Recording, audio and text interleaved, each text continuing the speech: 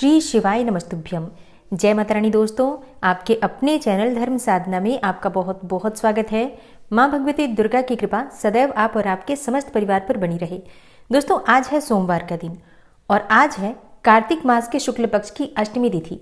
ऐसे में सोमवारी अष्टमी का जो दुर्लभ संयोग हमें प्राप्त हो रहा है कार्तिक के महीने में, ये अत्यंत ही श्रेष्ठ होने वाला है, क्योंकि कार्तिक का महीना जो कि भगवान श्री हरि विष्णु को अत्यंत प्रिय है और सोमवार का दिन भगवान शिव को अत्यंत प्रिय है और शुक्ल पक्ष की अष्टमी जो कि माँ दुर्गा को अत्यंत प्रिय है। आज के दिन मासिक दुर्गा अष्टमी का व्रत किया जाता है। तो ये 3 देवी देवताओं का आशीर्वाद आपको प्राप्त होगा मात्र आज एक दिन की पूजा से। ऐसे में आज के दिन कुछ विशेष उपाय जरूर करना चाहिए और आज के दिन द्विपुष्कर योग भी है, जिस दिन अगर आप कोई भी शुभ कर्म करते हैं, कोई भी पूजा पाठ करते हैं या मंत्र जप करते हैं, कोई खरीदारी करते हैं, तो दुगना फल आपको प्राप्त होता है उन सभी कार्यों से। तो आज का दिन अत्यंत श्रेष्ठ है। ऐसे में अगर आप आज के दिन भगवान शिव और माता पार्वती की श्री हरि विष्णु की कृपा की प्राप्ति चाहते हैं तो आज जो उपाय मैं आपसे शेयर करने वाली हूँ जरूर कीजिए। जैसे कि आज मासिक दुर्गाष्टमी का व्रत भी है, तो बहुत से भक्त ऐसे हैं जो कि हर महीने की दुर्गाष्टमी का व्रत धारण करते हैं। तो जिन भक्तों का मासिक दुर्गाष्टमी का व्रत है अत्यंत ही श्रेष्ठ है, लेकिन जो भक्त मासिक दुर्गाष्टमी का व्रत नहीं करते हैं उन्हें भी हर महीने की शुक्ल पक्ष की अष्टमी तिथि पर माँ भगवती जगदम्बा दुर्गा की पूजा आराधना जरूर करनी चाहिए। और आज तो सोमवार की अष्टमी है, तो शिव और शक्ति दोनों की ही आराधना करनी है। तो जैसे आप भगवान भोलेनाथ की विधि विधान से पूजा आराधना कर रहे हैं, उसी प्रकार से माँ पार्वती की या फिर माँ दुर्गा की भी आपको पूजा आराधना करनी चाहिए। सोमवारी अष्टमी पर भगवान भोलेनाथ को सफेद पुष्प और माँ पार्वती को लाल पुष्प अर्पित करने से किसी भी प्रकार की आपकी परेशानी हो वो दूर होती है, सुख समृद्धि की प्राप्ति होती है, सौभाग्य की प्राप्ति होती है और सभी प्रकार की मनोकामनाएं पूर्ण हो जाती हैं इस उपाय को करने से। और जिन कन्याओं के विवाह में बहुत अधिक विलंब हो रहा है, आज के दिन माता पार्वती के चरणों में थोड़ी सी हल्दी अर्पित कीजिए। मतलब अपने हाथ में थोड़ा सा हल्दी पाउडर लेकर थोड़े जल के साथ उसे मिला लीजिए और माता के चरणों में उसे लगा दीजिए, माता के हाथों में उसे लगा दीजिए और विवाह के लिए उनसे प्रार्थना कीजिए, तो आपको योग्य जीवन साथी की प्राप्ति होती है। और हाँ, हल्दी अर्पित करते समय इस बात का ध्यान रखें कि शिवलिंग पर हल्दी नहीं अर्पित करना चाहिए, सिर्फ माता पार्वती को ही आप हल्दी लगा सकते हैं, इस बात का ध्यान रखिए। और अखंड सौभाग्य की प्राप्ति के लिए सौभाग्यवती महिलाओं को माता पार्वती को सिंदूर अवश्य अर्पित करना चाहिए। माता की मांग आप सिंदूर से भरें और उसी उंगली से अपनी मांग भरती हैं, तो इससे आपको अखंड सौभाग्य की प्राप्ति होती है और दाम्पत्य जीवन में मधुरता आती है। और जिन दंपतियों को संतान प्राप्ति की कामना है उन्हें आज के दिन विधि विधान से भगवान शिव और माता पार्वती की पूजा करनी चाहिए और उसके बाद शिवलिंग पर आपको धतूरे का पुष्प अर्पित करना है।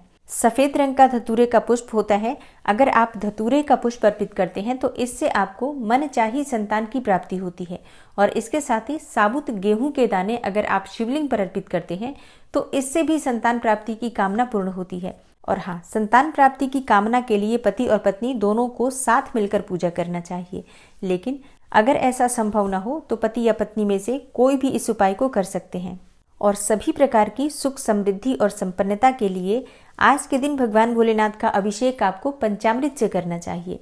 दूध, दही, घी, शहद, शक्कर, 5 चीजें मिलाकर पंचामृत बना लीजिए और इसी से अगर आप भगवान शिव का अभिषेक करते हैं, शिवलिंग की विधि विधान से पूजा करते हैं, तो आपके मन की कोई भी कामना हो, मतलब कोई भी मनोकामना हो, वो पूर्ण हो जाती है।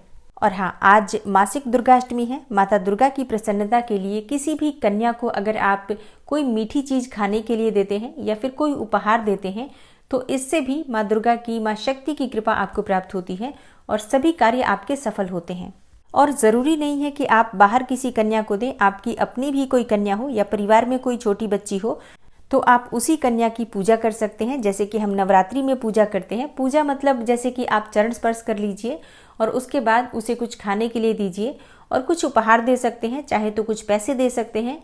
मतलब अपनी इच्छा के अनुसार, सामर्थ्य के अनुसार कोई ना कोई वस्तु देकर कन्या को अगर आप प्रसन्न करते हैं तो इससे आपके सभी कार्य सफल होते हैं। सोमवारी अष्टमी है तो गाय को गुड़ और रोटी जरूर देना चाहिए। और हाँ, गौवंश में आज के दिन अगर बछड़े अगर आपको मिल जाते हैं तो उनको अगर आप चारा खिलाते हैं तो इससे भी आपकी आर्थिक तंगी दूर होती है, व्यापार में आपको तरक्की मिलती है और घर परिवार में सुख समृद्धि आती है। तो अगर आसपास कहीं भी बछड़े मिल जाएं, मतलब नंदी देवता का स्वरूप मानकर उन्हें कुछ खाने के लिए जरूर दीजिए। तो ये कुछ बहुत ही छोटे छोटे उपाय हैं जो आज आप ध्यान रखते हैं तो निश्चित ही भगवान शिव और माता पार्वती की कृपा आपको प्राप्त होती है। अब बात करें एक विशेष उपाय के बारे में जो कि आपकी हर प्रकार की समस्या का समाधान करने वाला है और भगवान श्री हरि विष्णु, भगवान भोलेनाथ और माता पार्वती की संयुक्त कृपा की प्राप्ति आपको हो जाएगी मात्र इसी उपाय से। कोई भी आपकी मनोकामना हो, आप मनोकामना के निमित्त ये उपाय कर सकते हैं। कोई मनोकामना नहीं है तो सिर्फ भगवान श्री हरि विष्णु और भगवान शिव, माता पार्वती की कृपा आपको प्राप्त हो जाए, इसके लिए और पुण्य फल संचित आप कर पाए, इसके लिए इस उपाय को आज जरूर करना है।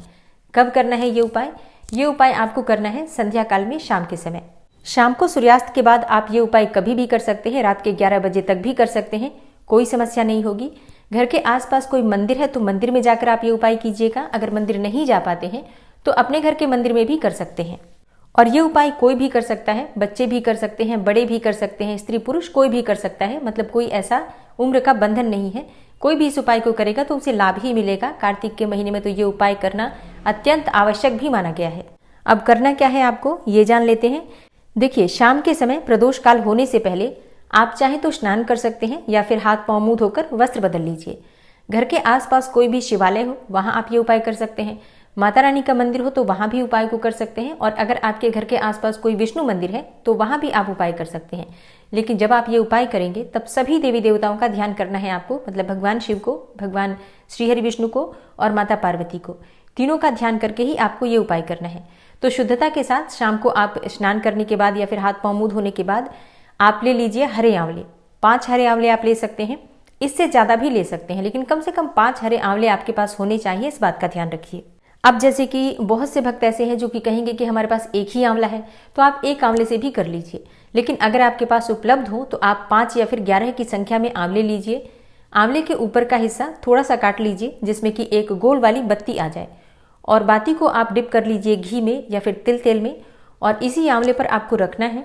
इसके बाद एक पात्र में ये सभी दीपक रख लीजिए और सबके नीचे कुछ आसन रख दीजिए। आप चाहें तो पुष्पों का आसन दे सकते हैं, मतलब दीपक खाली नहीं जलाया जाता है, तो आप चाहें तो थोड़ा सा पुष्प रख सकते हैं या फिर थोड़े से अक्षत रख सकते हैं, या चाहे तो थोड़े से सफेद तिल भी रख सकते हैं, जो भी आपके पास उपलब्ध हो। और दीपक को आसन देने के बाद दीपक के ऊपर हल्दी से और रोली से तिलक कर दीजिए। दीपक की पूजा कर लीजिए। उसके बाद भगवान श्री हरि विष्णु का, भगवान भोलेनाथ का और माता पार्वती का ध्यान करके सभी दीपक आप प्रज्वलित कर लीजिए। और दीपक प्रज्वलित करने के बाद आपके मन में जो भी कामना हो उस कामना का ध्यान कीजिए और भगवान से प्रार्थना कीजिए कि हे श्री हरि विष्णु, हे भोलेनाथ, हे माँ पार्वती, हे दुर्गा जी, आप मेरी इस मनोकामना को पूर्ण करें। जाने अनजाने मुझसे या मेरे परिवार से या मेरे बच्चों से, पति से या पत्नी से जो भी भूल चूक हुई हो उसे क्षमा कीजिए। सबकी तरफ से, अपने परिवार के सभी सदस्यों की तरफ से आप क्षमा प्रार्थना करके अपनी मनोकामना कहिए और माँ से प्रार्थना कीजिए, भगवान शिव से प्रार्थना कीजिए, भगवान श्री हरि विष्णु से प्रार्थना कीजिए कि आपकी मनोकामना को पूर्ण करें। और हाँ, अगर आप किसी भी मंदिर में जा रहे हैं तो वहां पर कुछ भोग सामग्री अवश्य लेकर जाना चाहिए। आप चाहें तो मिश्री के या फिर चीनी के दाने भी ले सकते हैं, अपनी इच्छा के अनुसार कोई भी सामग्री, थोड़ा सा गुड़ या फिर शक्कर लेकर भी जा सकते हैं। मंदिर में भोग लगाना अत्यंत आवश्यक है। इसके अलावा भी जैसे आप मंदिर जा रहे हैं तो पूजा की सामग्री लेकर जा सकते हैं, विधि विधान से पूजा कर सकते हैं। जैसे कि शिवालय जा रहे हो तो अभिषेक कर सकते हैं, माँ के मंदिर जा रहे हैं तो पुष्प धूप इत्यादि लेकर जा सकते हैं। और अगर ये उपाय आप अपने घर में कर रहे हैं तो घर में शाम की जोत बत्ती कर लीजिए। जो भी आप शाम की पूजा करते हैं पूजा कर लीजिए, उसके बाद आप ये दीपक प्रज्वलित कर सकते हैं। अच्छा, एक और कार्य आपको करना है। जब आप दीपक प्रज्वलित कर लेंगे तो उन दीपक से आपको, जो भी देवता के निमित्त आप ये दीप प्रज्वलित कर रहे हैं, उनके पास आपको आरती की तरह घुमाना है सभी दीपक, और फिर आपको यथास्थान रख देना है। मतलब सभी दीपक से आपको आरती कर लेना है। आप चाहें तो एक पात्र में रखकर एक बार में ही सारे दीपक उठाकर और पात्र के साथ ही आरती कर सकते हैं। मंदिर में कर रहे हैं तब भी आपको इसी प्रकार से करना है, क्योंकि दीप दान करने से पहले उस दीपक से उस भगवान की आरती करना अत्यंत आवश्यक होता है। तो एक बार दीपक को हम घुमा लेते हैं, मतलब 3 बार या 5 बार, और उसके बाद से दीपक यथास्थान हम रख देते हैं। तो ये एक बहुत ही छोटा सा उपाय है, करना जरूर है, क्योंकि इसका लाभ आपको बहुत अधिक प्राप्त होता है। आप जानते हैं कि कार्तिक के महीने में आंवले का दीप दान करना कितना श्रेष्ठ होता है। तो आंवले का दीप दान, उसके बाद सोमवारी अष्टमी, कार्तिक का महीना, इसके साथ ही आज द्विपुष्कर योग। तो सोचिए, इतना शुभ और दुर्लभ संयोग हमेशा प्राप्त नहीं होता है। अगर मिल जाता है कभी भी तो उसका लाभ हमें जरूर लेना चाहिए। और इसके अलावा भी जो भी उपाय मैंने इस वीडियो में बताए हैं वो सारे उपाय आप कर सकते हैं शाम के समय प्रदोष काल में, क्योंकि प्रदोष काल का समय ही भगवान शिव को अत्यंत प्रिय होता है। उस समय में भगवान शिव की पूजा करना, माता पार्वती की पूजा करना बहुत अधिक पुण्य फल देने वाला होता है। तो इस समय आपको ये उपाय करना है। कब करना है? शाम को 6 बजे से लेकर 11 बजे तक रात में कभी भी कर सकते हैं। तो दोस्तों ये है आज की वीडियो। उम्मीद करती हूँ आपके लिए उपयोगी होगी। वीडियो अच्छी लगी हो तो लाइक ज़रूर कीजिए, शेयर भी ज़रूर कीजिए फैमिली फ्रेंड्स के साथ। और चैनल पर पहली बार आए हैं, अगर अभी तक आपने चैनल को सब्सक्राइब नहीं किया है तो आज की वीडियो अगर आपको अच्छी लगे तो चैनल को सब्सक्राइब करके बेल आइकन को ज़रूर प्रेस कर लीजिए। इससे ये होगा कि इस चैनल पर जो भी नई वीडियो अपलोड होंगी उनकी नोटिफिकेशन आपको सही समय पर प्राप्त होगी। मिलती हूँ मैं आपसे अगली वीडियो में, तब तक के लिए नमस्कार।